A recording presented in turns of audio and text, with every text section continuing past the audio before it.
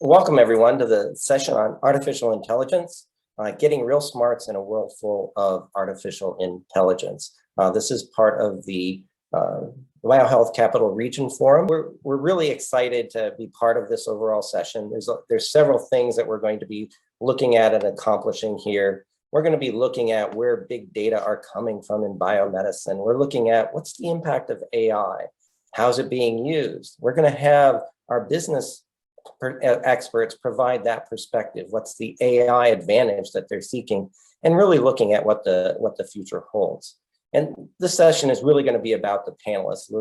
As a moderator, my name's Eric Stahlberg, and I work with Frederick National Lab for cancer research. And I'm actually the head of the Biomedical Informatics and Data Science Directorate at the lab.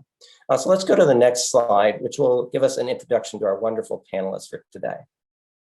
All right. So we do have a wonderful set of panelists. They're fantastic and experts in their fields. I'm going to give them each a chance to provide an introduction to themselves and what they see as that important aspect about AI. So David, if you would give us that opportunity to get to know you a little bit better. Sure, thanks, Eric. I'm Daveennis, CEO at Origin Data Sciences. I cut my teeth at the Genetic Therapy Incorporated, which was one of the first gene therapy companies. It was located in Gaithersburg. Since then, I've gotten really interested in data sets for biomedical research. And with that, we started Origin Data Sciences to take advantage of the increasing amount of data from clinical trials that's becoming publicly available. And what we do at Origin is take data from clinical trials, develop machine learning models, and use those models to improve the efficiency of drug development. All right. To the rest of the meeting. All right. Thank you, David. And Vin, help us get to know you a little bit better. Sure. So my name is Vin Singh. I'm the founder and CEO of Bullfrog AI. I've been in the biotech and life sciences industry for about 25 years, three-time founder or co-founder of investor-backed companies in that space. I started Bullfrog about 4 years ago, really because I was very surprised and frustrated by the high failure rates in late-stage clinical development, especially in cell therapy and stem cells, where I spent quite a bit of my career. We got a technology out of the Johns Hopkins University Applied Physics Lab, an award-winning technology, and it's a AI machine learning platform, and we're using it to improve the drug development process, improve the odds for success. So happy to be here today. All right, thank you, Vin. And Ellington, please help us get to know you a little bit better. Absolutely, Eric. Thank you. Ellington West, CEO and co-founder of Sonavi Labs. At Sonavi Labs, we're really harnessing the power of artificial intelligence to transform the way we detect, diagnose, and manage respiratory diseases. And for me, it's such a huge opportunity when I look at how we're moving AI forward in the advancement of enhancing clinical experiences. And so for us, I'm excited to be a part of this, but I'm really more excited about this space and how we're empowering it to move forward in such a meaningful way. So thank you for allowing me to be here with you today. All right, and thank you, Ellington. And if we could actually transition to the next slide. So for our attendees of this particular session, we just have a couple of slides to introduce and lay the foundation for the ensuing discussion. We will actually get rid of the slides momentarily, and so we can actually see all the panelists' wonderful faces, and we can have that type of interactive experience that we want this panel to be. But one of the things that we really have as a focus right now is what is AI? And if we look around, we can see that in some cases, people will view that as essentially any technique that enables the machines, and in this case, the computer, to mimic human behavior. I mean, that's one of the things that we're looking at. And another thing that's important about this slide is, why is it popular now? And if you can look at that, we see artificial intelligence has been around for quite a while. Machine learning has picked up several years ago, but of late, deep learning has been what has really taken off and accelerated so many things. So we have to ask ourselves, what and why would that be something of importance in biomedicine? So let's go to the next slide. So from that perspective, we look at the motivations behind AI today in biomedicine, and the things that are just happening in biomedicine, they happen in other industries as well. The volumes of data are growing exponentially and the variety of data is close behind. There's new instruments coming out, new approaches. In many ways, we are finding data everywhere. So the question becomes, what can we do with that? We have computational resources that are widely available to explore AI and come up with new algorithms and things of that nature. So that's a key piece as well. Those new algorithms have new ways to reach, to have impact, and ultimately improve the lives of patients in biomedicine. It's one of the things that really is attractive to me personally about what we can do with AI. And then because we're actually connecting with patients, we want to make sure that we have that ability to reproduce and reliable and ways that we can make sure that the use of this data is really going to be meaningful and impactful for the patients. So let's go to the next slide.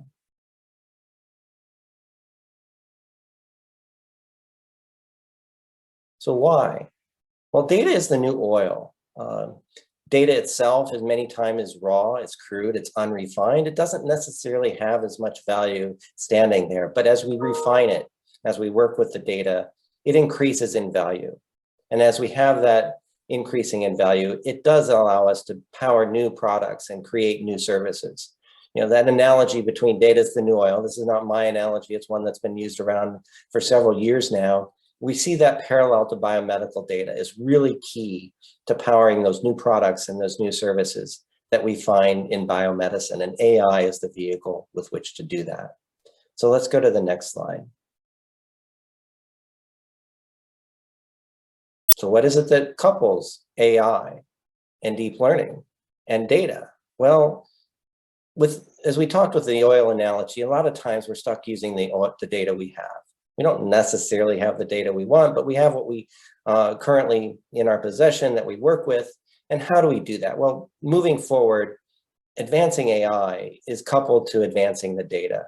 We use that data we have, we anticipate the data we want. The analogy for the golf course is we tee off. We don't necessarily always go for a hole-in-one. It depends on the course and how much experience you've had as a golfer. But for me personally, I'm happy to just land in the fairway. If I land in the fairway, that's a good line. And that's what we many times are doing with the data that we just have around. And when we get that, we learn more about the data we want. We get closer to the end, we are able to see the objective. So we get a better feel of the data we want. And with that, we're actually able to then take that last step. Going from the fairway onto the green, we get there, and then ultimately with the data that we really identify as important, ultimately successfully chip in to the hole. So there's a process that we go through in that adding value and refinement. So let's go to the next slide. So this is actually the last visual slide that we'll have, and then we'll move into with the panelists. So one of the questions that come out is what is machine learning and what's simplified, what to look out for and things of that nature. So in a very simple way, the least squares fit that many of us are familiar with from our business analytics, from our business intelligence, and even from our scientific courses is a kind of an exemplar for what we do with machine learning. We use data, in this case, the red dots, to identify a line that we believe gets us an average fit that essentially minimizes the error between the line and the real values that we observe in the real world represented by the red dots. So that's in a very simple form, a very straightforward form of machine learning. And what we've done now as the data have become more complex, we use more complex forms of machine learning. The deep learning, the neural networks and our approaches are really just using more complex functions to fit more complex data. Now there's tremendous potential in doing that and creative, innovative ways that is being done, but at the heart, it is the data. And therefore, because it is grounded in the data, the biases and gaps that you have in the data, the extrapolation, the overfitting, things of that nature, the limits of the data that you are acquiring all still hold in some context in deep learning. So those are some of the things that we will be exploring a little bit further with the perspective from our panelists.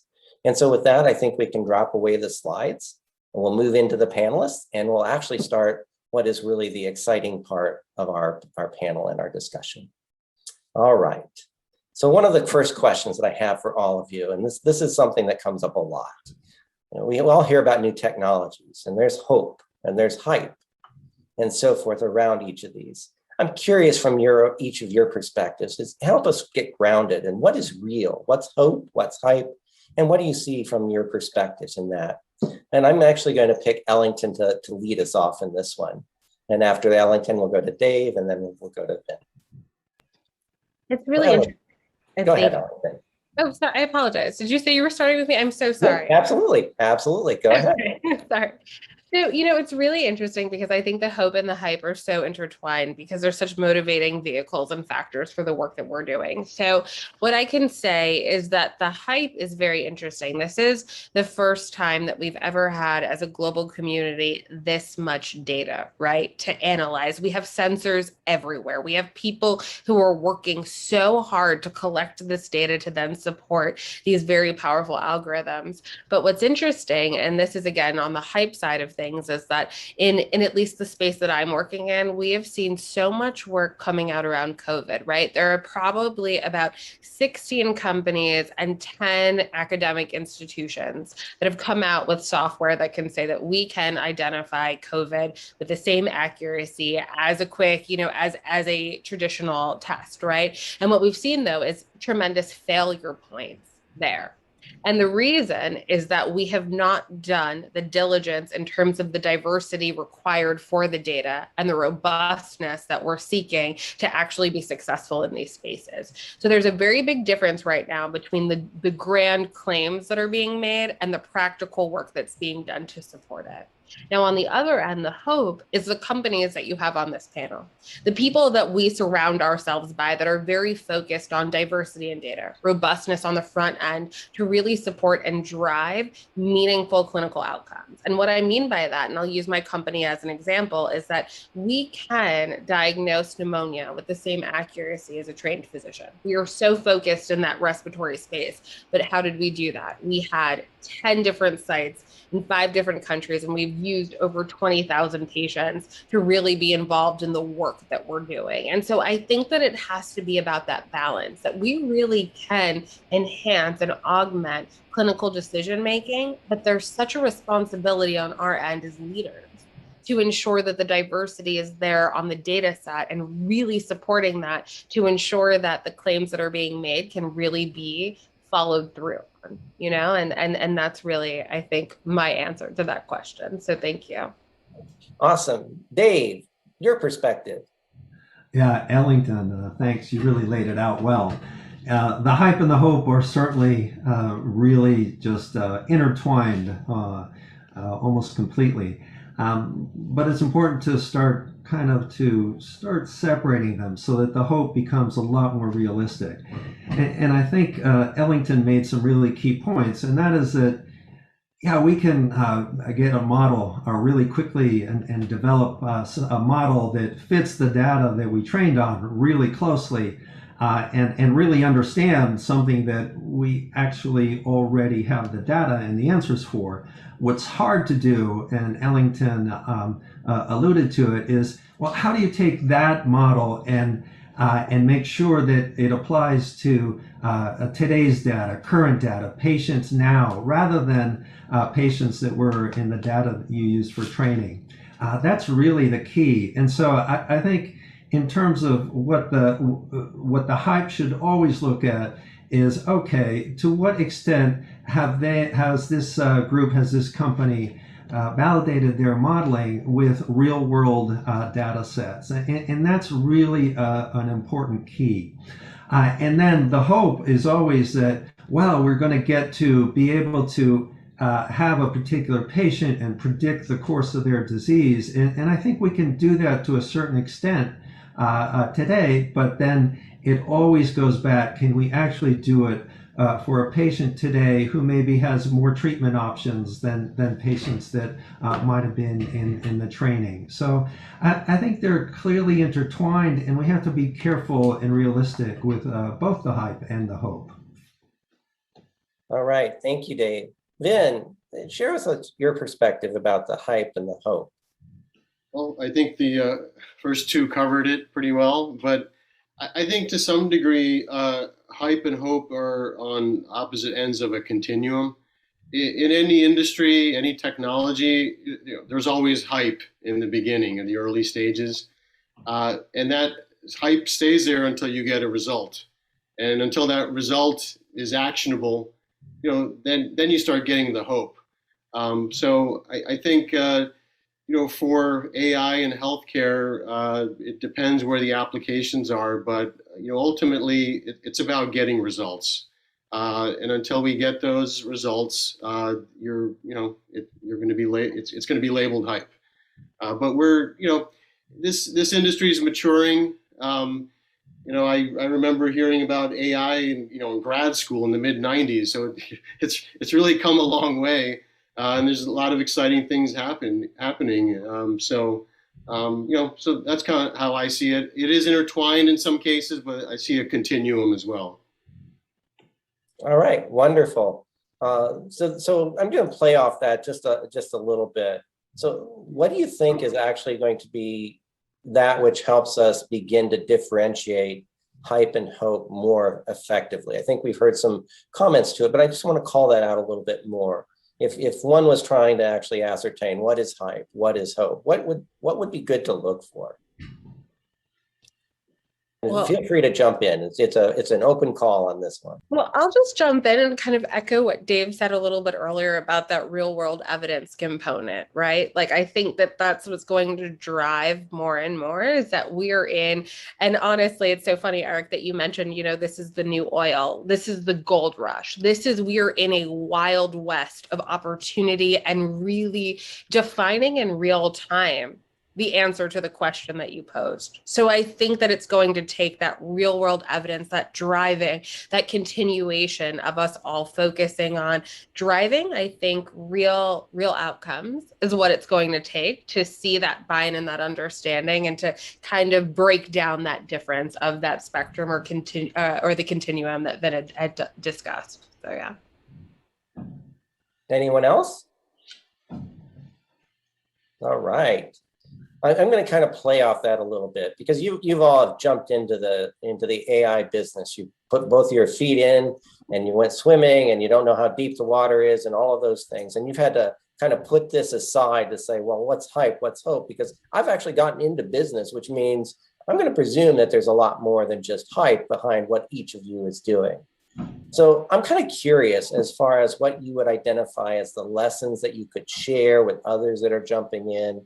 What are the rewards? What is it that you saw as coming out of this to basically get you motivated to move into this area, into this business? And I think that's good for not only me, I'm going to benefit greatly from hearing your answers, but the community as at large.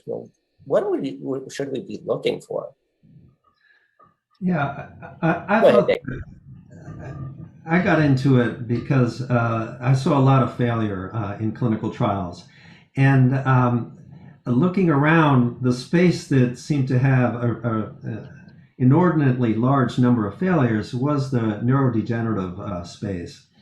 And so as I was really coming to that realization, I saw that, folks are trying to put together data sets to start to have realistic modeling. And about that time, a group called Prize for Life that was founded by a newly diagnosed ALS patient, they were really accumulating clinical trial data sets from pharmaceutical companies. And an international contest was held. And actually, our parent company, Centrana Inc., they were declared one of the co-winners of that contest. And so what they had developed was a model that had a reasonable ability to predict disease progression in ALS patients and had a relatively low bias. So I saw that, well, this is coming. This is starting to be realistic. And so I jumped in. Just the possibility of being in early in a new field that offered such great hope, I think really got me going and encouraged me to jump into this field. Dave, I love your story. And is it okay if I jump in and just Absolutely. Thank you. So for me, it was very different. It was that we were looking at pediatric pneumonia, which was the leading cause of death of children under the age of 5 in the global community. I'm talking about one child every 36 seconds losing their life to a detectable and treatable disease. And when we knew that, and what we knew was that the only thing standing between these children and their ability to lead and live a healthy life was an accurate, timely diagnosis, and that we had developed an algorithm that could identify that in these patients and empower community health workers to identify it. For me, it was a how could I not? How could we not start a company around this solution? And COVID, interestingly enough, was such a catalyst for us in this space because we're really helping on a remote patient monitoring front because we've expanded from pneumonia to asthma and COPD in terms of anticipating exacerbations and also allowing physicians to be alerted when their patients are outside of those parameters. So for us, we said, there's a place for this, there's a fit. We just have to be the ones to introduce it and to help work through adoption. And so when the pandemic was just right before us, we said this is a respiratory crisis, right? Exacerbated. And if we can contribute in a meaningful way, who are we to not? And for me and for my team, that was that moment where we said, there is so much opportunity here. I mean, I'm only looking at one small sliver of what AI can really do to support clinical outcomes. And so to see this band of community all running towards it during probably one of the most difficult times we've all ever faced, there's a lot there of hope and excitement. Back to the hope and hype, right? It's all there. And I think we're all running towards it. So I'm so glad that we had the opportunity to participate in this race because I think the work is so important. And Vin. Well, I think, if you're going to start a company in this space, first of all, you want to have a well-defined problem that you're trying to solve. And then, you need a solution that's going to solve that problem. Either you have one, an existing one, or you're going to develop one. For this business that we're in, the real, I guess, the trigger for me wanting to do this was I was working for another company where we were providing solutions to pharmaceutical companies. And we were working with one particular biotech, and they were in phase 3 clinical trials. And we were expecting to get a really big contract, if they were successful in getting through that trial. And we were, in constant communication with them, and everything looked like it was a slam dunk. And then they didn't get it to the finish line, and we ended up losing a really large, $10 million plus type contract. And I was kind of shocked. It's like, how in the heck does that happen? Like, where did things fall apart here? And I think that was I was always frustrated with clinical trials, but that one hit me hard. Also because I was responsible for that business, so it was particularly painful. But that was the point where I said, man, we have to be able to make a difference in this and improve the chances for success. And if you can get through a phase 2 trial, that means you have some idea who's going to respond in phase 3, and you should be able to nail that at a much higher rate than what's happening today. But that's kind of my approach and why I got into this. Awesome. So just out of curiosity, as you've gotten into your businesses and your businesses are actually quite varied. So it'd be helpful if you kind of, as we answer this and put it into the context of your product and your service that you're putting together, what is it about this that, makes yours better, faster, cheaper than the competition that you have? Like give you an opportunity, give you a little airplay for the things that you're actually doing. So Vin, I'm going to actually start with you, and then I'm going to go reverse to Dave and then end up with Ellington. So give yourself a little bit of airplay, but also tell us how AI helps you make whatever you're doing better, faster, cheaper, or differentiate. That's a tricky question. Well, at least I've found in the world of AI, it's very hard to look under the hood of any company. So do you really know what they have or what they don't have? The answer is you probably don't. So where do you go to next? Then you look at intellectual property and publications and things like that. That's why I feel very confident in what we're doing, because we have, a world-class organization at the Applied Physics Lab, and we know the quality that they produce. And our technology is backed by patents and numerous publications. So, when I say, we have something better and something unique, that's really the only reference point you can give. The other thing is, the ability to analyze a whole variety of data sets, not just, drug development, healthcare related, but really in all different sectors. So when you have all of those proof points, I think you feel like, you have something special. You probably have something that nobody else has. That's awesome. Dave, tell us about your business, Better, Faster, Cheaper, and bring it home for us there, and then we'll switch over to Ellington. Yeah, no, thanks, Eric. I think I always realize that the model is just the beginning. You have a great model, and my immediate thought is, so what? What are you going to do with it? And it's the what you're going to do with it that ends up being the key to success, I think. And so when we first started the company, we started with a really good model.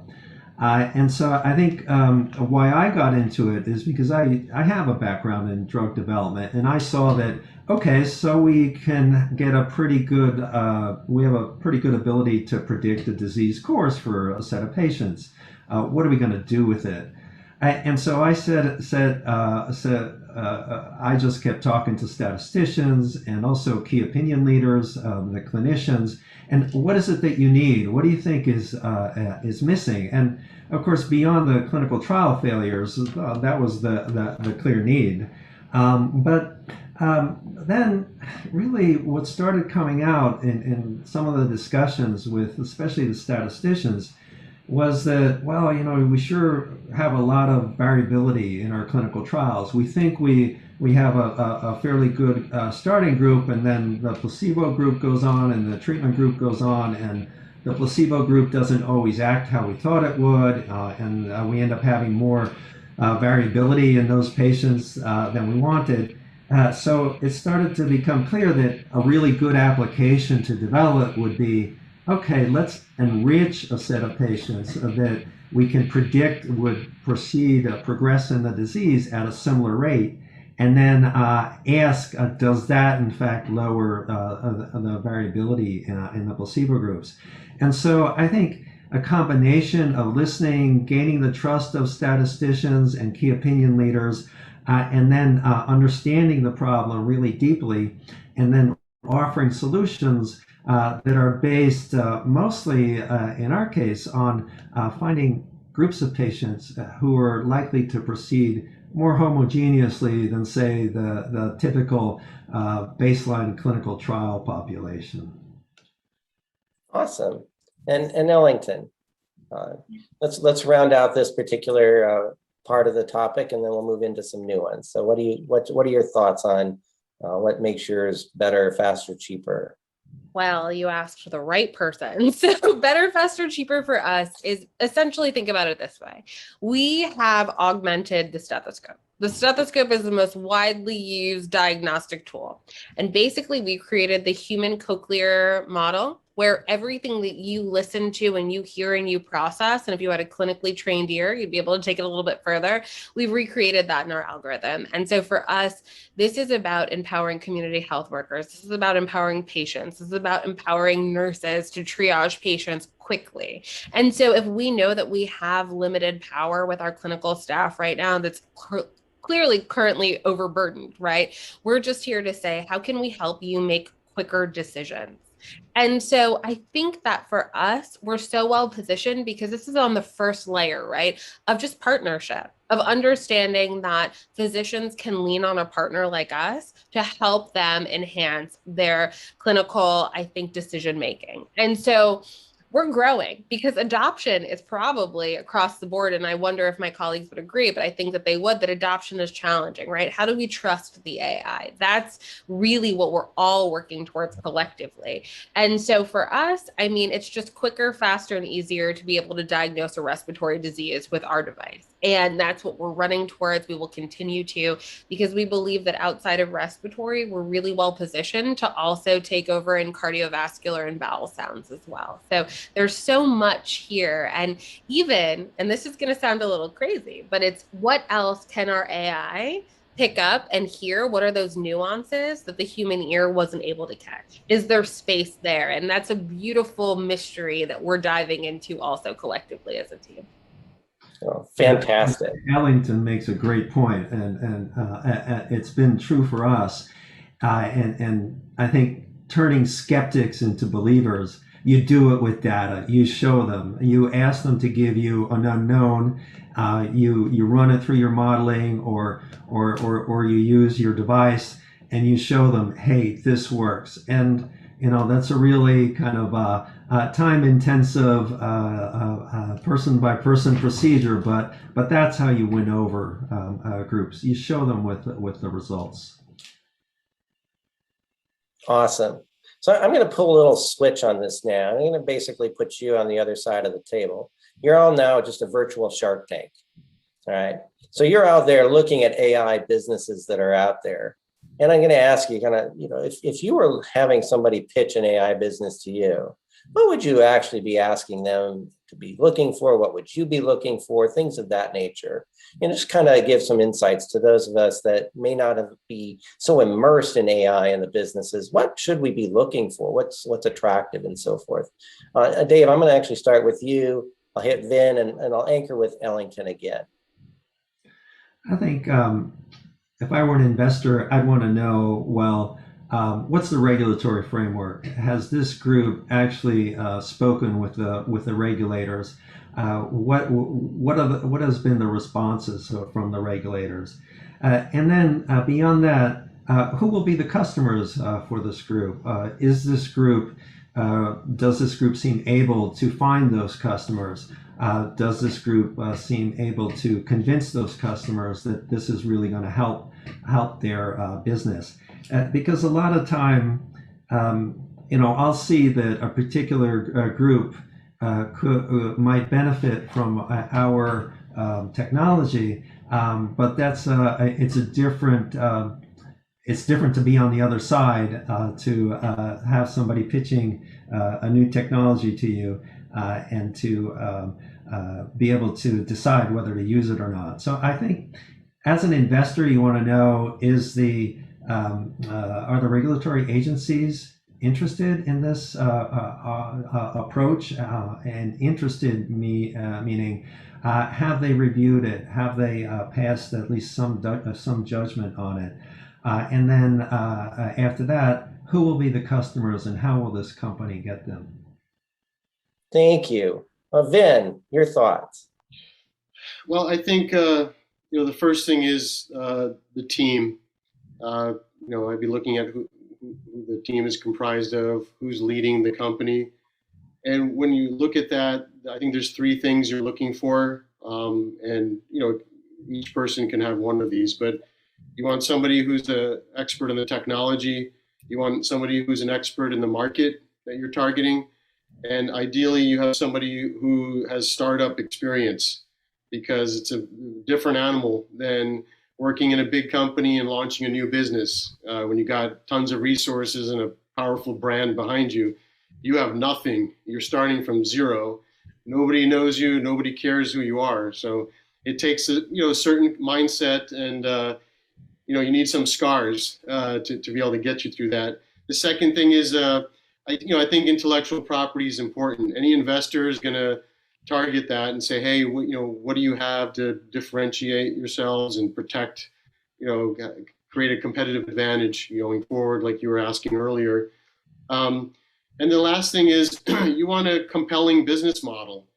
And, even companies doing the same thing and, using AI in drug development and healthcare, they have very different business models. So You want one that is going to give you a really attractive return on your investment, and maybe rapid path to revenue, and things like that. But I'd say those are the three things that I think are most important, that I'd be looking for if I were investing, and that I get pinged with every day when I'm talking to investors. So Awesome.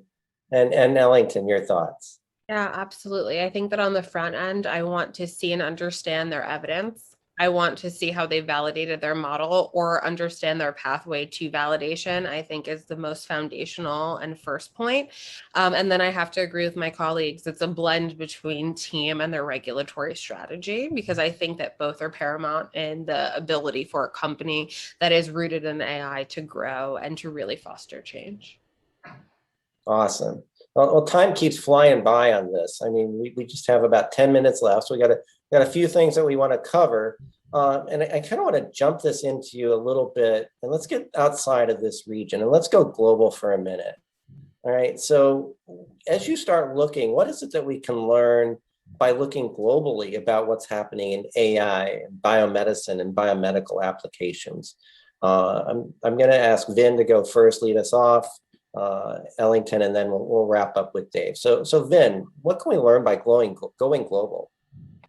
Well, I think globally, you're seeing the same thing that we're seeing here in the U.S.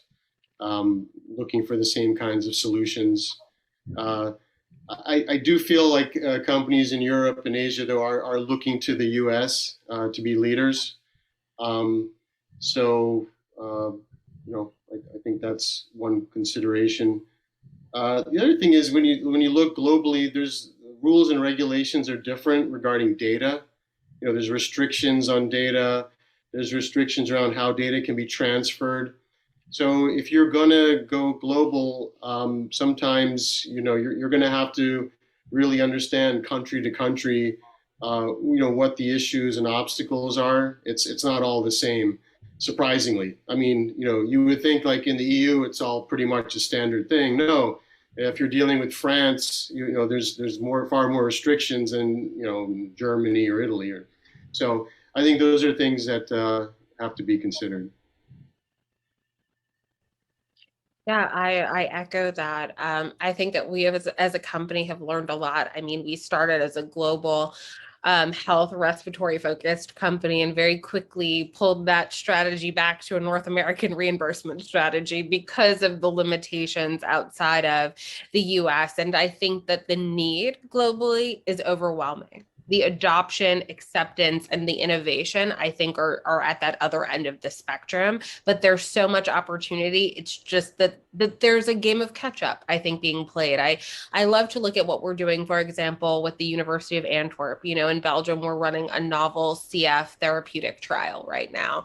And we have had an overwhelming opportunity in terms of support and collaboration, but I have to say that that's very unique, that we have had access to patients, but in terms of collaboration and actual adoption, it's a very different story. And I think that our best told story will be how we build that bridge. And I think that people are looking to us to be those leaders in establishing that cadence.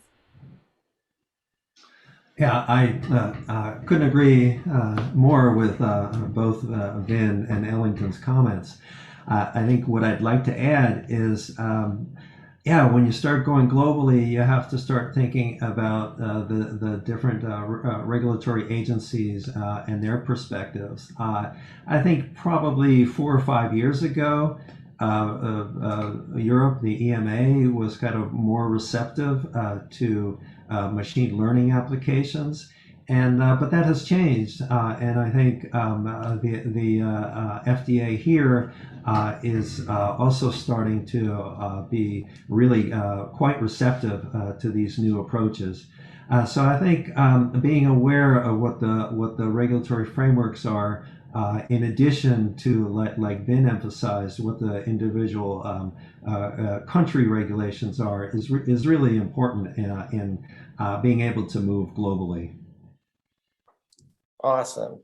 And this is where we're getting to the end of the allotted time that we have for the panel. So I'm going to actually jump into the question that I promised you all that I would ask. Right. And this is the opportunity to give some closing thoughts as well. But what is the most single important thing that you want to leave with the attendees and participants in this panel today?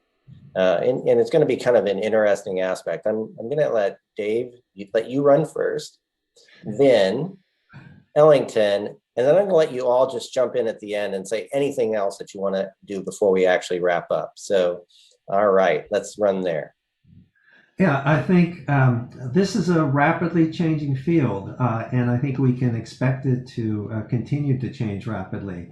And I think one particular key to the type of modeling we do, and we get this with CROs and as well as pharma companies who are actually doing machine learning, is that we don't really care about your model as it is today because we know it's going to change.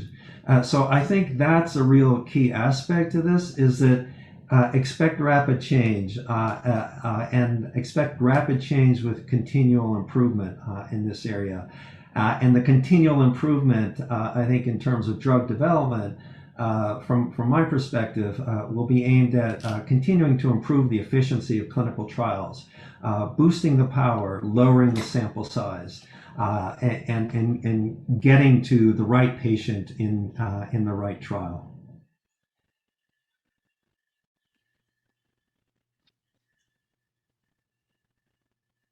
Ellington, anything?